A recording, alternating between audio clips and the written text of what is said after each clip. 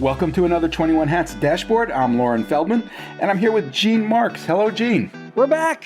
Hello, Lauren. How are you? It's been a long time. It's been about a month. I'm doing great. How are you doing? Has it been a month already? Jeez. I think it has. You've been hiding on me. I'm so sorry. I don't think it's been that long. I'll have to go back and check. But okay, we're here, and that's what's most important. Gene, there's been a lot going on lately. There has? I think you're aware of it. In fact, I know you are because you've been writing a lot about the tariffs in a number of places in a number of ways. In particular, you've been trying to offer suggestions for what businesses that are affected by the tariffs can do to mitigate them, at least to some extent. Can you tell us about that a little bit? Yeah. So first of all, I did the AICPA's monthly town hall last week where I talked about whose town hall? The American Institute of the International CPA Association of Internet. They used to be the American Institute of CPAs, and now they're now international. So it's the International Association of International Certified Public Accountants. Okay, there'll be a quiz after the show. Yeah, right. And they do this monthly town hall, which gets, and I don't want to make you throw up here, Lauren. They get 30,000 views on their town halls. Wow. So I know that can't compare, to the 21 Hats. Yeah, that's almost as much as I'm getting, Gene. Yeah. But it's just wow. But anyway, and they do it really professionally. Anyway, that's neither here nor there. We talked tariffs there, and then I did the New Jersey CPAs and doing some other media about it. People want to know, and like you and I talked about even before we went on, started recording this, you and I could debate forever the good, the bad, and the ugly of tariffs, and there's more ugly than good. But the bottom line is that we need to, people are running businesses and they need to navigate their way around. So I wrote a lengthy piece for the Inquirer, the Philly Inquirer last week, called The Small Business Owner's Guide to Navigating Tariffs, and I had 9 things in that article. We don't have to go through all 9 of them, but we can talk about a few of the ones that I like. So, and jump in, please, if there's, you want to jump in. I will, Gene. Yeah. Why am I even saying that? First is free trade zones and bonded warehouses. I found out this through doing some other research. I wrote a whole article about it a month or so ago, and I revisited it again. So, all around the country, there are a number of what's called free trade zones or bonded warehouses. And sometimes they're one and the same. The bonded warehouses are inside of free trade zones. These are designated by the government. They've been around for decades. And they're tariff-free zones, which basically means that if you rent out space in a warehouse, a bonded warehouse or a warehouse in a free trade zone, and there's a cost for doing that, of course. But if you do that, whenever you receive inventory in from anywhere around the world, and yes, even China, it comes into the bonded warehouse or the free trade zone warehouse, and you don't pay any tariffs on it at all. What you do pay tariffs when you take it out of the warehouse. So I've run into companies, clients of mine, in fact, that have made use of these warehouses. They're buying in bulk, or they've been buying in bulk. They keep it in that warehouse, and then they're hedging against negotiations. In other words, they feel that a lot of these tariffs, there's a lot of threats going back and forth, but in the end, it's just a negotiating thing, and they're going to be negotiated down. So their theory is, why would I pay a higher tariff now on goods that I buy when I can bring it into the free trade zone?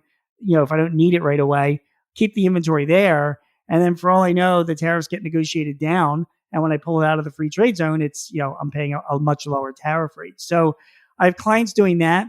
Let me ask you about that, Gene. Sure. Do you have a sense for what the warehousing expense is? Is it commensurate with typical warehousing fees, or is it more because it's a free trade zone? No, it's commensurate with typical warehousing fees. The fees are more tenable. The more that is that a word, tenable? They're more acceptable the longer you can keep the inventory in the warehouse, and the amount of the inventory that you have in the warehouse as well. So they kind of varies, but they are definitely less than what you'd be paying on tariffs, depending on the Well, value. you do have to pay the tariff eventually, Yeah, obviously. Do you that have is any correct. a sense of how much you have to be warehousing or how long you have to keep it there for the economics to work? Really depends. Really depends. But it would be no less than a month. You'd be keeping at a free trade zone warehouse. That would be like your starting point. And then they calculate it based on different factors. I mean, some of it's based on the value of the inventory. Some of it's based on how much space the inventory is taken out. So it really is a matter of doing the numbers and talking to the free trade zone warehouses or the bonded warehouse operators, getting the cost from them, and then figuring it out. Do Now, you think there's one of these in every state, every city, or oh yeah, there's multiple ones. Like Philly, for example, where I live, there's a dozen of them in the area, and that there's also some throughout New Jersey as well. So they're all around the country. There's various zones for doing this. It's definitely worth a call and pricing it out. The other thing to keep in mind, Lauren, is if you bring any items in and you do international sales. So say you bring in stuff, you're housing it, and then you turn around and sell it out of the country. You can avoid tariffs altogether if you do that into a bonded warehouse or a free trade zone warehouse. So because it's just coming in and going out, and that's what the rules say. So that's another way that you can get out of the whole tariff mess as well, as doing it through that way. And then the other thing that I've had some clients do is you can even reduce your tariffs if you're bringing in parts from different places, but then you actually have space in those warehouses where you can do some assembly and manufacturing if you're able to do that. And some warehouses allow their customers to bring in equipment and do that work. And in that way, you can reduce the tariff rate that you pay because you're assembling it and manufacturing it here in the U.S. And when you pull it out of that warehouse, you would be paying it at a lesser rate. So, like everything else in this world, it depends. It's up to the business, it's up to the inventory, it's up to the economics of it. But if you're buying materials, overseas, and you're getting hit by tariffs, particularly if you're buying from China, I think it's really worth making a call, Googling free trade zone warehouse or bonded warehouse in your area. You should be making a call or two and pricing it out because it might save you some money. got it? All right, that's one. I love the World Trade Centers Association. We probably talked about them before, but I'll give them another shout out. They are the World Trade Centers, like the Twin Towers, but they're actually an international membership organization. Companies can join. You can get knowledge from them as a member or as a guest. But what they do is I've written about them in the Inquirer, and I wrote about them for the Chicago Daily Herald. They are an organization that will match you with suppliers in more tariff-friendly areas of the world. So, argument's sake, you're buying a lot of materials, say from China or from maybe one of those countries that potentially could have a high, reciprocal tariff if those happen. They will look at the supplies that you have, the products that you're buying, and they have the resource to say, hey, you could buy those same products from another company in South America, for example, where tariff rates are lower. They will make introductions for you. They will even accompany you on a trip if you want to go there and meet these people face to face. So they're like a pretty amazing organization, and the government also provides similar help. There's the International Association of Trade, and the Department of Commerce has a few areas that also provide similar services, but I'm not sure there's anybody working in the government anymore. I was going to ask, Gene, did you check to see if these? I'm pretty sure they've all been laid off. So, right. And so you probably want to lean more towards a nonprofit or a membership organization like the World Trade Center Association. They will probably provide a higher level and better level of service. For all I know, they're hiring people from the Department of Commerce to take care of the demand. But it's a good way to navigate your way around tariffs. You can find alternative suppliers that way and customers too. So WTCA.org, very, very good organization. Got it. Want any more? Sure. All right. Hey, why not? Pricing is important now, obviously. And there's let's not forget. And again, that's what I wrote about. I'm an accountant. We look at financial statements and cost analysis and job costing reports and all that. I just want to make sure that we're all in agreement, or just know that tariffs will, if you get hit by a tariff, there's regardless of what's being said by the government, it is absolutely going to increase costs. I mean, come on. So that's going to have an impact on your margin. But there are other ways that you can make up for a lower margin. Two other ways. One is you lower other costs, maybe in your SG and A, selling general administrative expenses. Maybe it's, if you haven't in a while, taking another very, very hard look at the money that you're spending elsewhere, the efficiencies that you have. Maybe now is the time to invest in some type of technology that can eliminate a person, or at least get more done with your existing people. So there is there are ways to make up for a decrease in your margins there. The second way, of course, is increasing prices. And there's two ways to go about that. There's the right way and the wrong way. The wrong way to increasing prices is just to have this blanket price increase, across the board. And you're making everybody suffer when you do it that way. I look at these tariffs as an opportunity to really take care of your best customers. I mean, we're keeping data. We've got accounting history. A lot of my clients know what they're pricing to their customers. They know their best customers, the most profitable customers. So they're targeting price increases. I mean, they're increasing prices on those customers that aren't as profitable or aren't, are kind of a pain in the neck. And, for other customers that they're already very profitable with, or have good relationships with, I see them holding back on considering price increases to those customers because their profits on them are fine and they can make it up somewhere else. So in the end, my advice and what we've been doing with our clients is saying, you got to look at your sales by customer and your profitability by customer. If you need to start raising prices, the tariffs are impacting you that much. You pick and choose which customers you want to do and for how much. And the other thing is you can also consider, if specific products are affected and other products are not, you can ease the pain a little bit by spreading those those price increases across all products, so that you're increasing prices on all products, but a smaller amount than if you were hiking prices on another product. So, there are those strategies for pricing that I think, people need to be looking at to mitigate these tariff increases. And obviously that depends as well. I mean, not everybody can charge different customers different prices depending on what the business is, what the product is. You're right. But, assuming you're a B2B company, assuming that you're selling, stuff, off the shelf. I mean, you're right. If you're a retail shop, that's a different story, or a restaurant, but there are a lot of companies out there that do have more flexibility with pricing. And if they can take advantage of it, I think they should. What do you think of listing the price increase not as a general price increase, but as some kind of tariff surcharge? I think it's not a bad idea. I am really against listing. How people like particularly restaurants, Lauren. They get like the credit card financing fee, and then they have a separate financing charge on that. Which I do know that. Yeah, and that irritates me to no end. Because there's so many ways around that, and that's another conversation we can have. But tariffs are definitely a special thing, and we hope not a long-term thing. So I think in this case with tariffs, I don't have a real problem seeing that there's a price increase for tariffs. Just be really careful if you're going to do those.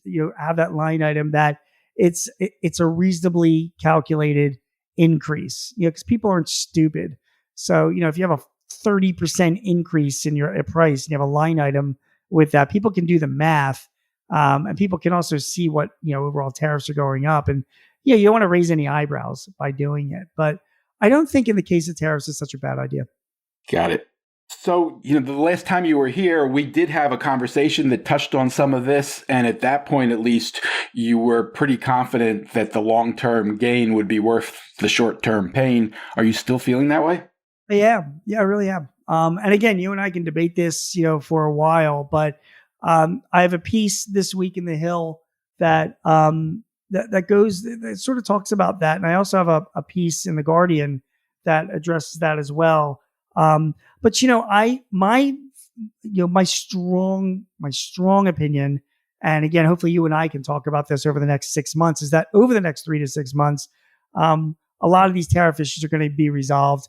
I think, Trump will walk away with better trade deals with a lot of countries that we didn't have before. And that's all well and good. I think that the real action, the real war, it's all going to be about China. I really do. And I am not bullish on that. I think that this is, China is going to be the main focus once all the other tariff, stuff is out of the way. Mexico, Canada will get resolved.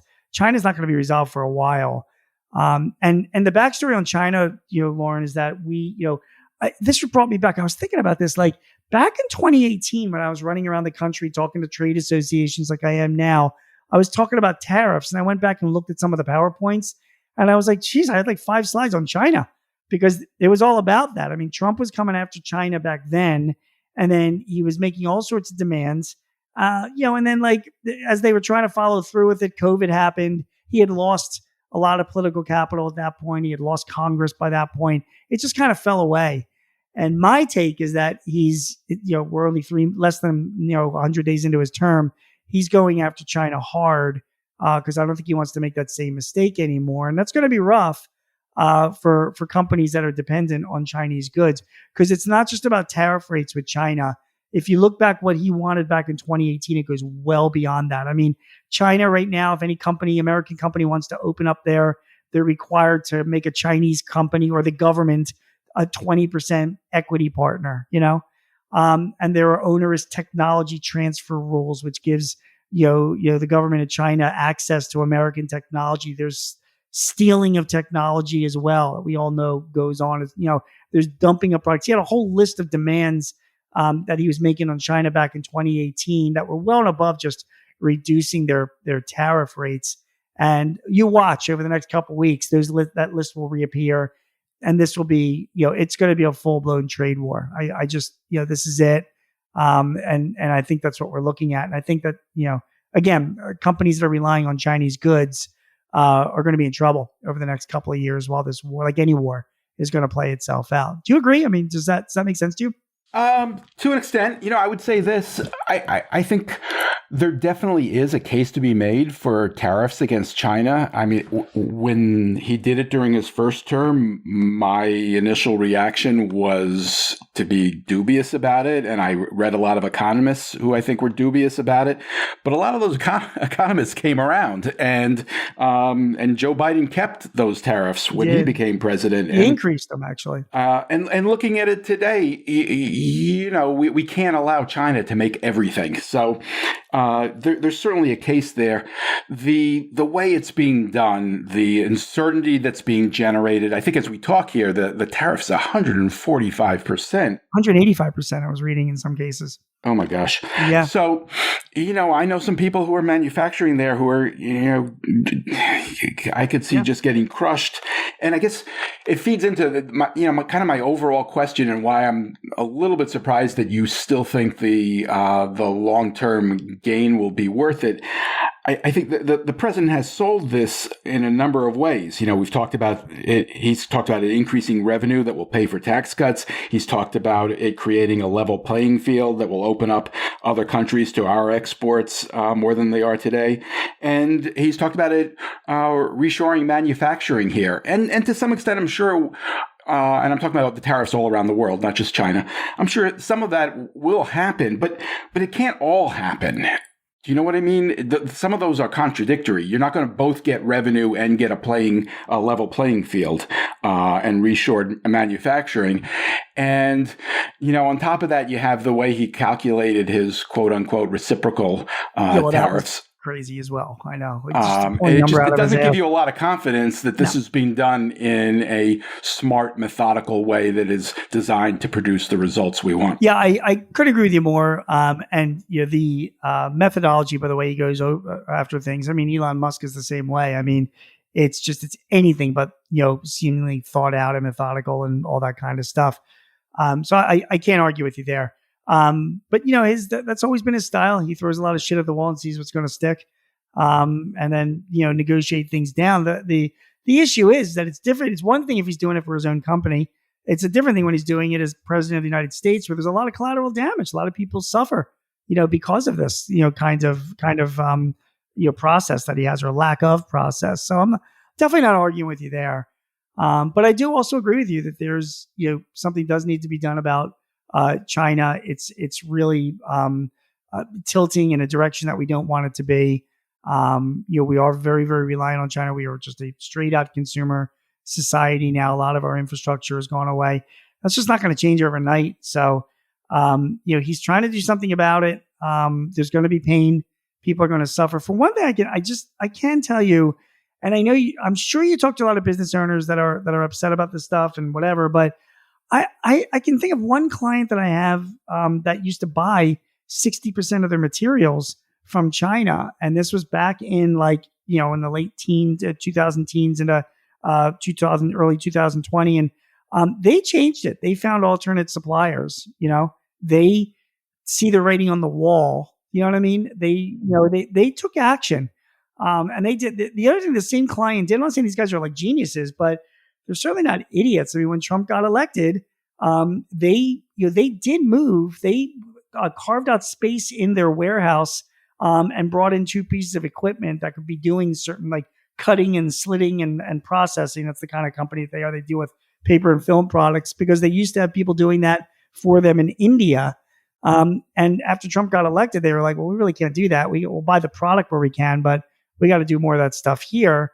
So they saw it. So I don't know. It's kind of like, yeah, good for them. And there's a lot of business owners that either didn't see it or they just didn't do it. And they're suffering for it right now. And that's also a fact. That was the one thing that made me cringe. I forget which piece you wrote it in, but you did write that if you're still manufacturing in China, it's kind of your fault. Yeah. You should have known this was coming. And sorry. I feel that way. I have a hard time with that. I think, every situation is different. You were certainly right that there are people who saw the writing on the wall and they adjusted. And I know some of the people who did that, and good for them. But 2 things, I guess. One, China is just a different animal. And there's a reason why people went there. They found people who were factories that were more willing to give them what they needed. There was more capacity there. They were just able to do something that if they hadn't gone there, they might not have had a business. And I have a certain amount of empathy for them. Fair enough. They took their shots, and like any business, that's there's risks for doing anything, and I'm assuming they knew I don't think anybody anticipated that it would go this far, this fast. That the numbers would be the kinds of numbers we've seen. The other thing is, I know some people who did adjust, and they've paid a price for that too, because they went to Vietnam and the numbers there are, not as bad as in China, but also bad. So there are people who tried to be proactive and got burned because they were. Yeah, I mean, there's a lot of different case studies of people that won and people that lost during all of this. But in the end, getting back to the beginning of our conversation, I do expect all the tariffs with the EU, with Mexico, with Canada. I think that stuff's going to be negotiated out over the next few months and resolved. And I do think actually it's going to wind up being resolved favorably to the U.S. So fair enough. Good for him if he's able to do that. China's just going to be a different animal.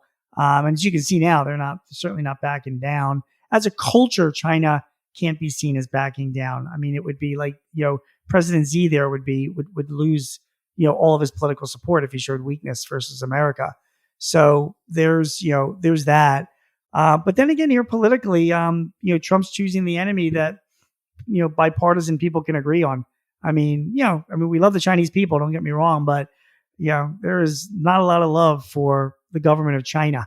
And so, whereas Trump might upset Americans because we're fighting with our friends in Canada and Mexico and Europe, he's not going to upset as many if he does, fight China.